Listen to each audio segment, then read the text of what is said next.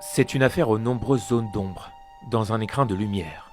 Baigné par le soleil du midi, le jardin Saint-Adrien de Servian offre à ses visiteurs 4 hectares de quiétude et d'exotisme à 1 heure de Montpellier.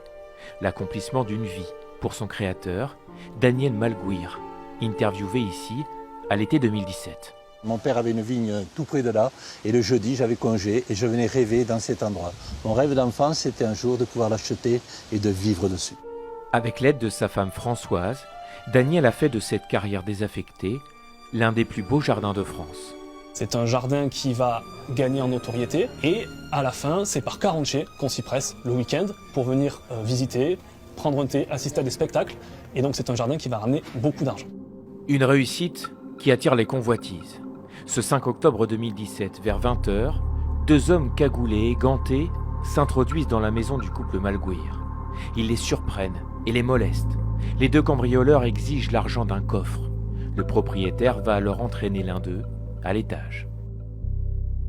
Daniel Malguir explique à l'un des 2 cambrioleurs qu'il a un peu d'argent caché dans sa chambre à coucher. Dans l'escalier, il va réussir à prendre un peu d'avance. Cela lui permet de se saisir d'une arme qu'il a cachée dans sa chambre. Le cambrioleur passe l'encadrement de la porte. Il se retourne, il tire et il tue le cambrioleur.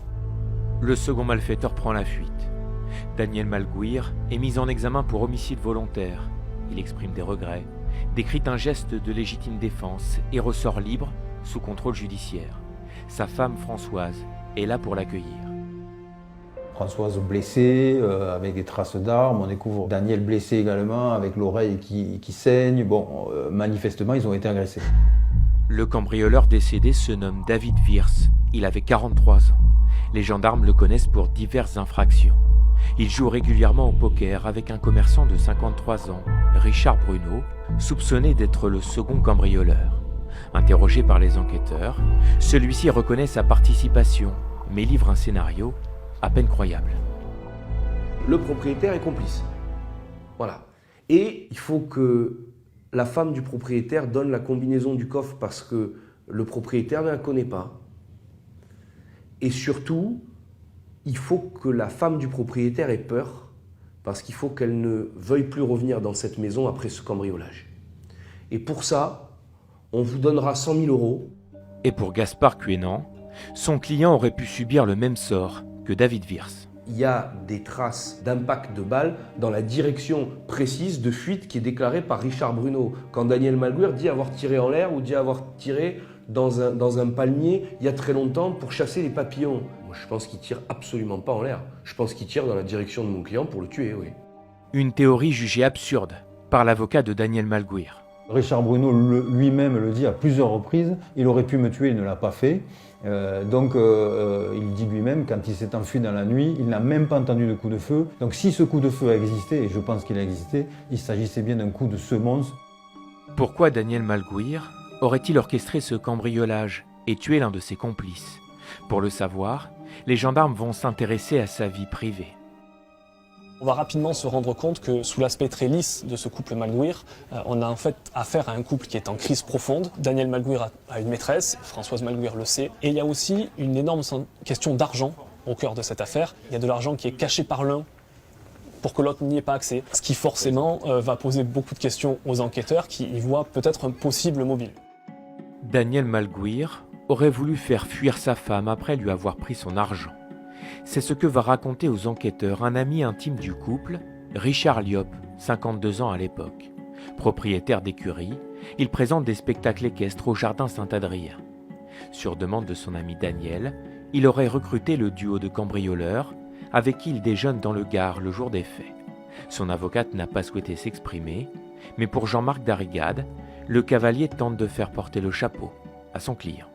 On est face à un homme qui est perclus de dettes. Il connaît tous les personnages de ce dossier. S'il y en a bien un qui connaît tout le monde, c'est lui.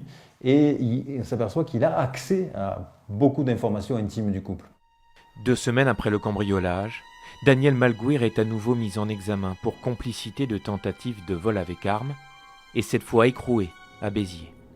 4 ans plus tard, sa sœur Magali continue de croire à son innocence. C'est un homme droit, honnête, quelqu'un qui était simple dans sa vie, qui travaillait beaucoup et qui dépensait peu. Donc je ne vois pas l'intérêt, disons, d'avoir cherchaient à avoir un peu plus d'argent. C'est vrai que dans l'été, ils se sont beaucoup disputés, mais bon, après, on peut très bien se séparer quand même sans avoir à monter un home-jacking.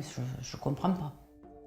Aujourd'hui, Françoise Malgouir gère seule le jardin Saint-Adrien. Nous avons pu la joindre par téléphone. Elle et son fils sont éloignés du reste de la famille. Je préfère ne pas parler. Il ne traverse pas ce que je traverse. C'est aussi horrible que le cambriolage, même peut-être plus. Pour son avocat, Françoise Malgouir n'est plus sûre de rien. Il s'agit d'une femme qui est complètement bouleversée, qui cherche finalement des réponses aux questions qu'elle se pose, et puis qui est véritablement son mari. Daniel Malgouir continue de clamer son innocence, après plus de 4 ans de détention provisoire. Le procès du cambriolage de Servian s'ouvre lundi à Montpellier. La cour d'assises de l'Hérault aura 3 semaines pour déterminer qui est vraiment l'instigateur de ce prétendu simulacre, conclu par une mort bien réelle.